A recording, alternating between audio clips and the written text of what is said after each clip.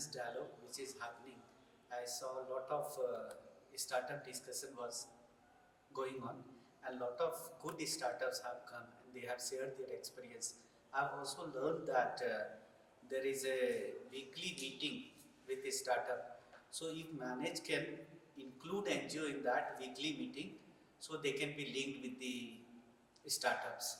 The second is the Manage can provide us list of good startups which are working on different themes. So theme wise list if they can provide to NGO, in that way NGOs can be benefited.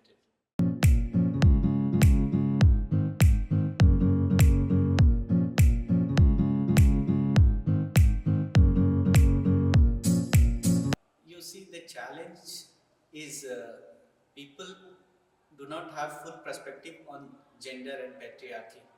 So first thing, I think there need to be an orientation of the extension system on gender and patriarchy.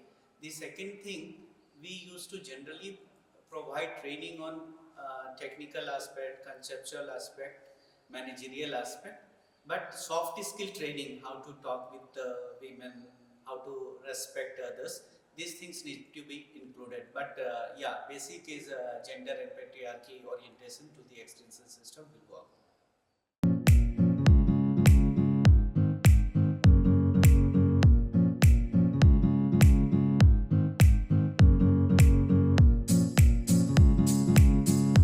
So we used to work with women FPOs.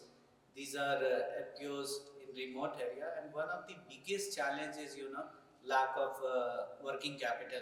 So for the initial years, they do not have capital. The balance sheet is not positive. So bankers, they do not want to give capital to these FPOs.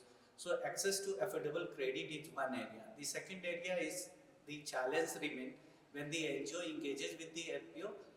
All the decisions are being taken by the NGOs on behalf of the FPO. So if you want to truly build institutions which are women-led, let them take decisions, help them build their governance and the management, that will work.